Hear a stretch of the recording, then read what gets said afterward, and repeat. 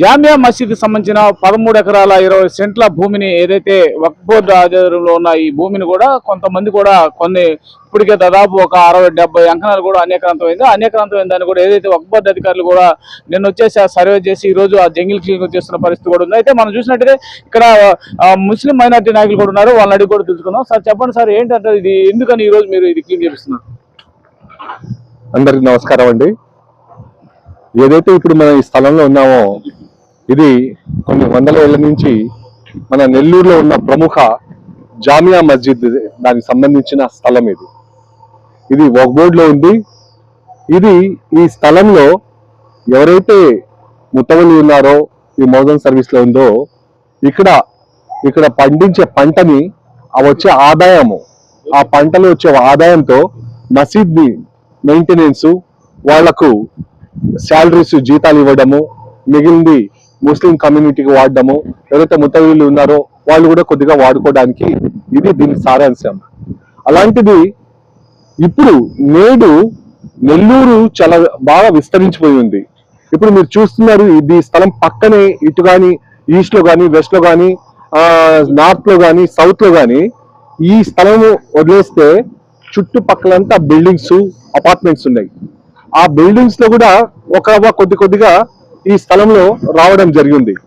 నిన్నైతే మన మండల్ సర్వేయర్స్, అలాగే వక్ఫ్ బోర్డు అధికారులు, వక్ఫ్ బోర్డు సర్వేయర్లు, దీని అందరినీ రాష్ట్ర వక్ఫ్ బోర్డు చైర్మన్ శ్రీ అబ్దుల్ అజీజ్ గారు ఇక్కడ ఉన్న ఈ స్థలాన్ని ఎంత దాకుంది, 13 ఎకరాల 33 సెంట్లు ఉండాలి, దీంట్లో ఎంత దాకుంది, ఏమైనా ఆక్రమణకు గురైందా అనేది సర్వే చేయించడము, దాన్ని బట్టి నిన్న రోవర్ తో అఫీషియలీ ఇక్కడ మెజర్మెంట్స్ చేసి పాయింట్స్ కూడా చేయడం జరిగింది. దాని తర్వాత ఈ జంగల్ క్లియరెన్స్ చేయమనేసి ఈరోజు అధికారులకు వక్ఫ్ బోర్డు వాళ్ళకి కానీ అలాగే మా జామియా మస్జిద్ కమిటీ వాళ్ళకి కానీ ఆయన ఆదేశాలు ఇవ్వడము మీరు చూస్తున్నారు. ఇప్పుడు మన జేసీబీలు జంగల్ క్లియరెన్స్ చేస్తున్నాయి. దీని తర్వాత కంప్లీట్ ఇది క్లియరెన్స్ అయిన తర్వాత దీనికి ఒక ప్రహారీ ఏర్పాటు చేయడం, దాని తర్వాత మన ముస్లిం సామాజిక వర్గానికి ఉపయోగపడే విధంగా వాళ్లకు దీని ఫలాలు అందించడానికి రాష్ట్ర వక్ఫ్ బోర్డుని ఇప్పుడిప్పుడే అంటే వక్ఫ్ బోర్డుని డార్క్నెస్ లో ఉండిన వక్ఫ్ బోర్డుని దాన్ని వెలుతురు గాని ఒక మార్గ దిక్సూచి లాగా ఇప్పుడు హాజీ అబ్దుల్ అజీజ్ గారు వక్ఫ్ బోర్డుని పరిగెత్తిస్తున్నారు. ఆ కోవలోనే ఈరోజు మనం నెల్లూరు నుంచి ఇది మొదలు పెట్టడం జరిగింది. దాదాపు 200 కోట్ల ప్రాపర్టీ, ఇది మోర్ దాన్ 200 crores. దీనికి ఈ ఫలాల్ని మన ముస్లిం కమ్యూనిటీకి అందించాలనే ఉద్దేశంతో ఈ రోజు ఈ పని మొదలు పెట్టడం జరిగింది. అయితే ఇక్కడ వక్ఫ్ బోర్డు అధికారులు కూడా ఉన్నారు, వక్ఫ్ బోర్డు అధికారులు కూడా అడిగి తెలుస్తున్నాం. ఇక్కడ చూస్తున్నాం. అయితే సార్ చెప్పండి సార్, మీరు ఏంటంటారు, ఈ భూమి చాలా రోజుల నుంచి కూడా ఇట్లాగే జంగిల్ గా ఉంది. అయితే ఈ రోజు అబ్దుల్ అజీజ్ ఆదేశాలతో కూడా ఈ రోజు అంతా జంగిల్ క్లీన్ చేస్తున్నారు. దీని మీద గ్రౌండ్ వర్క్ ఎలా చేస్తున్నారు? మొత్తం ఆల్మోస్ట్ కాంపౌండ్ వాళ్ళు ఫిక్స్ అవడానికి ఫిక్స్ పాయింట్లు పెట్టాము. ఇది చోట పాయింట్ పెట్టాము, బౌండరీ పాయింట్స్. ఆ బౌండరీ పాయింట్స్ ప్రకారం కాంపౌండ్ వాళ్ళు కట్టడానికి సార్ నిధులు పెడతానన్నారు. మన వక్ఫ్ బోర్డు ఆఫీస్ నుంచి ఇన్స్పెక్టర్ గారు కూడా వచ్చి ఉన్నారు మాట్లాడు. సార్ చెప్పండి సార్, మీరు చెప్పండి సార్, ఏంటంటారు ఈ రోజు జంగిల్ క్లీన్ చేస్తున్నారు, ఇది ఇలాగే ఉంటే అనేకాంతం ఇప్పుడు మళ్ళీ దీన్ని ఏదన్నా టోటల్ గా ప్రహరీ కూడా ఏదైనా కట్టే అవకాశం ఉందా? నా పేరు షేక్ అహ్మద్ బాషా, ఒంగోలు వక్ఫ్ బోర్డు ఇన్స్పెక్టర్ని. ఈ ఖుదాను చేసి వాళ్ళ మదర్కి బాగాలేదని చెప్పేసి సవాళ్ళు పెట్టారు. ఇప్పుడు ఇన్ఛార్జ్గా వక్ఫ్ బోర్డు ఇన్స్పెక్టర్గా నెల్లూరుగా అక్కడ పరమేశ్వర నగర్ దగ్గర మొత్తం కాంపౌండ్ మొత్తం క్లీనింగ్ జంగిలింగ్ చేయడానికి మన వక్ఫ్ బోర్డు చైర్మన్ గారు ఆదేశాల మేరకు ఈరోజు నిన్న మొత్తం చుట్టుపక్కల సర్వే చేయడానికి చేసాము. ఈ సర్వే చేసిన దగ్గర ఎవరైనా ఆక్రమణ అయితే అలా చోట వెంటనే మేము తీయడానికి ప్రయత్నం చేస్తాం. సుమారుగా ఎన్ని ఎకరాలు ఎంత ఆక్రమించి ఉండొచ్చు సార్? ఈ పరమేశ్వర నగర్ లో మొత్తం 13 ఎకరాల 33 సెంట్లు ఉండే, దాదాపుగా ఏదో ఒక 60 సెంట్లు, ఒక మాత్రమే ఉంటుంది. అది కూడా సర్వే చేపిస్తే ఇంకా ఎంత ఉందనేది తెలుస్తుంది. ఆ సర్వే చేసినటువంటి ఆక్రమణ మొత్తం చేసిన తర్వాత వాళ్ళని తొలగిస్తాం మేము. అంటే వీళ్ళకి వాళ్ళు ఏదైతే ఇప్పుడు ప్రజెంట్ ఆక్రమించున్నారో వాళ్ళకి నోటీసులు ఏమైనా జారీ చేసి ఆక్రమిస్తారా, లేదు మీరు మీ ఏదైతే వక్ఫ్ బోర్డు ఆదేశాల ప్రకారం తొలగించే అవకాశం ఉందా? బిల్డింగ్ కట్టినట్టు వెంటనే మేము నోటీసులు ఇచ్చి ఆ తర్వాత మేము ఆక్రమణలను తొలగిస్తాం. మీరు చెప్పండి సార్, చూస్తున్నాం నెల్లూరు రూరల్ నియోజకవర్గంలో దాదాపు 13.20 ఎకరాల ఏదైతే నెల్లూరు నడిబొడ్డున ఉన్న ఈ స్థలాన్ని ఇలాగే వదిలేస్తే అనేకలంత అవుతుందని చెప్పి ఈరోజు అజీజ్ గారు దీని మీద ఒక నిర్ణయం తీసుకోవడం కూడా ఇది మంచి శుభపరిణామం. ఇలాంటివి కూడా ఇంకా నెల్లూరు నగరంలో పాటు రూరల్లో కానీ అక్కడ కూడా చాలా కూడా వక్ఫ్ బోర్డు ఆస్తులు కూడా ఆక్రమించిన పరిస్థితి. ఈ టంటి మీద ఎలాగా ముందుకెళ్తున్నారు? జామియా మసీద్ అనేది ఒక పురాతనమైనటువంటి మసీదు. దాదాపు ఈ యొక్క జామియా మసీద్కి చాలా పెద్ద చరిత్ర ఉంది.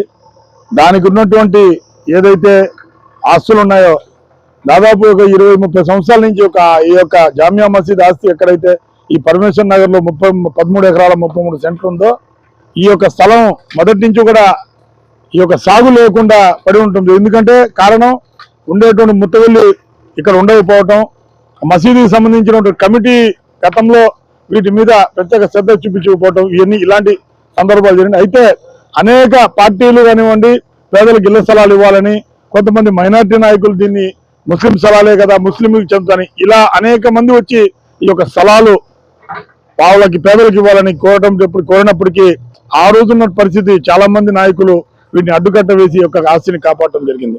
అయితే రాష్ట్ర వక్ఫ్ బోర్డు స్వయం ప్రతిపాది కలిగిన సంస్థ. ఎందుకంటే ప్రభుత్వం ఇచ్చేటువంటి డబ్బు కంటే కూడా వీటిలో ఉండేటువంటి ఆస్తులే చాలా ఎక్కువ. దాదాపు నెల్లూరు జిల్లాలో కందుకూరుతో కలుపుకుంటే 4000 ఎకరాలు దాదాపు వక్ఫ్ బోర్డు ఆస్తులు ఉన్నాయి.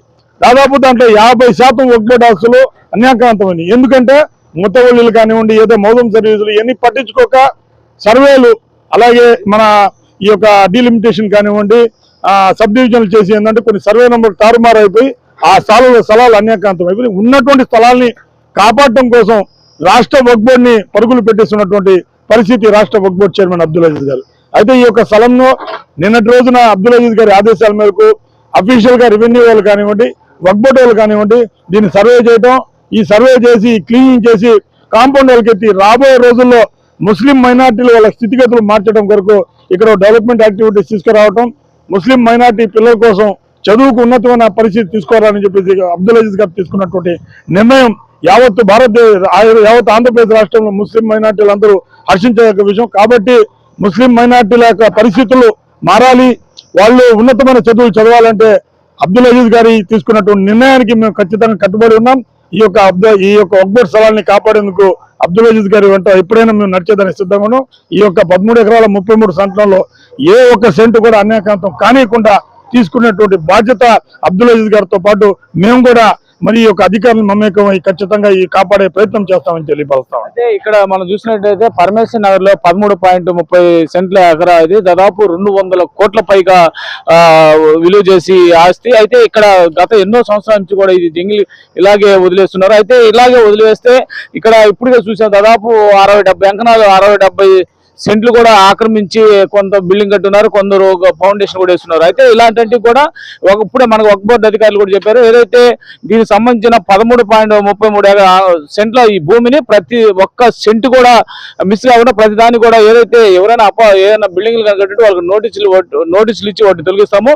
అయితే ఎట్టి పరిస్థితుల్లో కూడా వక్ఫ్ బోర్డు సంబంధించిన ఆస్తులు అబ్దుల్ అజీజ్ ఆదేశాలతో ఎక్కడ నెల్లూరు జిల్లాలో కాదు, నెల్లూరు జిల్లా మొత్తం ఏ ఒక్క వక్ఫ్ బోర్డు ఆస్తిని ఆక్రమించిన వాటంటిని కూడా తిరిగి తీసుకుంటామని కూడా మనకి వక్ఫ్ బోర్డు అధికారులు కూడా చెప్తున్నారు. అయితే ఇప్పుడు మనం పరమేశ్వర్ నగర్ దగ్గర ఉన్నాం. ఇప్పుడు చూస్తున్నాం పరమేశ్వర్ నగర్ లో ఏదైతే జేసీబీలో కూడా జంగిల్ క్లీన్ చేపిస్తున్న పరిస్థితి కూడా ఉంది. అయితే ఇప్పుడు ఇలాంటి పరిస్థితి కూడా ఇంతకుముందు మనం ఇంతకుముందు గత వైసీపీ ప్రభుత్వం వచ్చింది, అంతకుముందు టీడీపీ ప్రభుత్వం ఉన్నప్పుడు కూడా ఇలాంటి నిర్ణయం కూడా ఏ ఒక్క వక్ఫ్ బోర్డు అధికారులు కానీ ఏ ఒక్క నాయకులు కానీ ఎమ్మెల్యేలు కానీ మంత్రులు కూడా తీసుకున్న పరిస్థితి. అయితే వక్ఫ్ బోర్డు సంబంధించిన చైర్మన్ గా అబ్దుల్ అజీజ్ ఏదైతే ఏర్పడారో అబ్దుల్ అజీజ్ ఏర్పడిన తర్వాత తొలి రోజే అబ్దుల్ అజీజ్ గారు ప్రమాణ స్వీకారం అప్పుడు కూడా చెప్పారు. ఏం చెప్పారంటే వక్ఫ్ బోర్డు ఆస్తులు ఎవరైనా ఆక్రమించుంటే ఖచ్చితంగా మీరు స్వయంగా మీరే ఇవ్వండి అని కూడా తొలి రోజు కూడా చెప్పిన పరిస్థితి ఉంది. అయితే అలాంటి పరిస్థితుల్లో కూడా ఏ ఒక్కరు కూడా స్పందించబడడంతో ఏదైతే వక్ఫ్ బోర్డుకు సంబంధించిన ఆస్తులు ఉన్నాయో ఆ ఆస్తులు కూడా కాపాడేదానికి కూడా అబ్దుల్ అజీజ్ గారు కంకణం కట్టుకున్నారని కూడా చెప్పుకోవచ్చు. Parameshwari Nagar, NLR lines, Nellore.